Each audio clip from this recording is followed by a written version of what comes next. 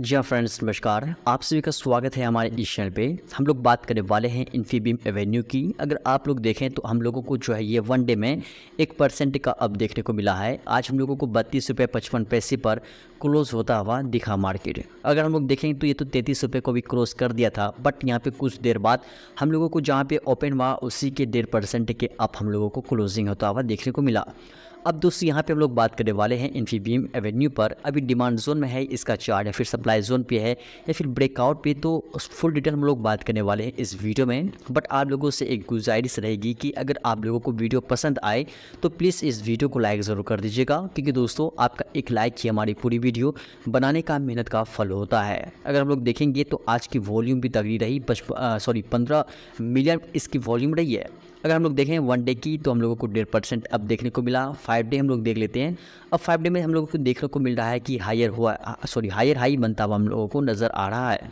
अगर वही 1 मंथ में देखेंगे तो 1 मंथ में अप जाने के बाद कुछ दिन बाद डाउन आया था, यानी कि रिजल्ट के दिन 4 जून को, जो कि सारा सेक्टर डाउन आया था, तो उसमें इन्फीबीम एवेन्यू भी डाउन आया था। फिर अगेन यहाँ पे अच्छा रेस पकड़ा है। अब यहाँ पे हम लोग टारगेट देख सकते हैं, टारगेट नहीं, चार्ट देख सकते हैं कि कैसा गा रहा है। अगर हम लोग देखेंगे तो ऑल टाइम हाई मारा था हम लोगों को, लगभग कब मारा था, 2018 के बीच में, और 2018 और 19 के बीच में।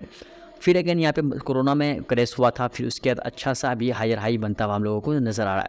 दोस्तों हम लोग कुछ चार्ट एनालाइज करने वाले हैं ट्रेंडिंग व्यू पे। अब आप लोगों को चार्ट भी दिखाएंगे, बट यहाँ पे आप लोगों से गुजारिश यही रहेगी कि लाइक ज़रूर कर दीजिएगा। अब दोस्तों थोड़ा निफ्टी का 50 पर भी देख लेते हैं। ये भी अप रहा, सेंसेक्स भी अप रहा, निफ्टी बैंक भी अप रहा, निफ्टी IT भी अप रहा, और स्मॉल कैप भी 1% अप रहा है।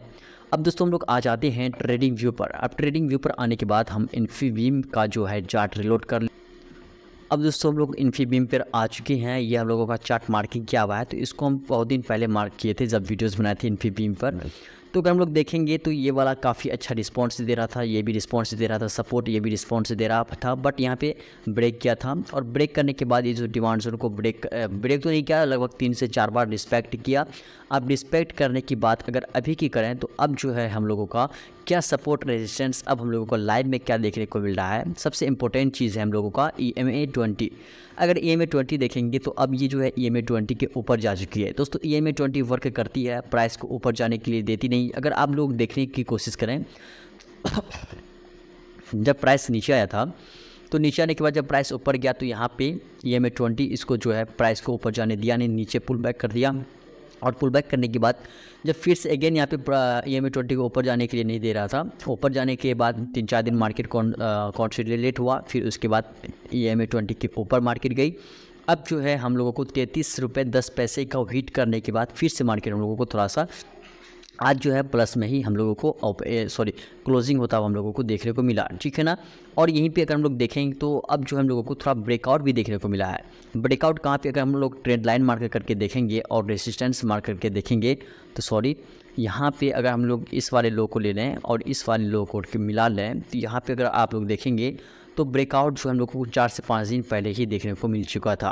और ब्रेकआउट पे ही ये वाला जो है रेसिस्टेंस और EMA20 दोनों एक ही जगह प्राइस को रोक रहा था। फिर से वहाँ से ब्रेक किया इसको, और अब यहाँ पे ऊपर हम लोगों को क्लोजिंग होता हुआ देखने को मिला है। अब दोस्तों अगर हम लोग अभी टारगेट की बात करें, अगर आप लोग अभी इसमें होल्ड बनाए हुए हैं तो ये जो है ये वाला ब्रेक करना काफ़ी इंपॉर्टेंट हो चुकी है। 1 मिनट हम आप लोग को जूम करके दिखाना चाहेंगे। ये वाला इंपॉर्टेंट हम इस वजह से बोल रहे हैं इस ब्लैक वाली लाइन पर फोकस मारिएगा। ये सपोर्ट का काम कर रहा था, अगेन सपोर्ट का काम, यहाँ पे भी सपोर्ट का काम ले रहा था। अब यहाँ पे रेसिस्टेंस का काम किया, यानी कि जब प्राइस नीचे गई, नीचे जाने के बाद जब प्राइस ऊपर जा रही थी तो ये जो है सपोर्ट जो है अब रेसिस्टेंस की काम कर रहा था। फिर से वहाँ से प्राइस को नीचे धकेला। अब जो है अगेन आज जो है हम लोगों को सेम वही चीज़ देखने को मिला है। प्राइस यहाँ से आराम से जा रही थी, बट यहाँ पे कुछ सेलर बैठे हुए थे रेसिस्टेंस पर, वहाँ से सेलर आए तो यहाँ से थोड़ा डाउन कर दिया।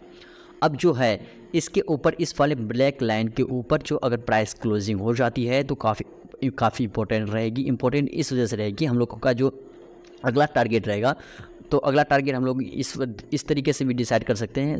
यहाँ पे इस तरीके से भी डिसाइड कर सकते हैं। यहाँ पे तीन डिमांड, 1 मिनट हम आप लोगों को समझाने की कोशिश करते हैं। ट्रेंड लाइन हम ऐसे मार्क नहीं करती है। यहाँ पे सपोर्ट लिया था, यहाँ पे सपोर्ट लिया था, यहाँ पे सपोर्ट लिया था। अब फ्यूचर में जो है ये रेसिस्टेंस की तरह काम करेगा। अगर इसको ब्रेक किया तो जाकर के यहाँ पे प्राइस आराम से रुकेगी और यहाँ पे हम लोगों का टारगेट रहेगा। अगर आप लोगों का इसमें एंट्री है तो ठीक है ना। हम लोगों की तरफ से कोई भी कॉल बाय का रिकमेंड नहीं किया जाता है, क्योंकि हम लोग कोई भी सेबी रजिस्टर्ड एनालाइज़र नहीं है। तो हम लोग अपने एजुकेशन पर्पज़ के अकॉर्डिंग हम आप लोगों को वीडियो शेयर करते हैं एजुकेशनल पर्पज़ के थ्रू, ठीक है ना। तो दोस्तों ये वीडियो थोड़ा लंबा हो चुका है, तो हम लोग मिलते हैं अगली अपडेट के साथ अगली वीडियो में। तो दोस्तों अब तक के लिए बस इतना ही, धन्यवाद।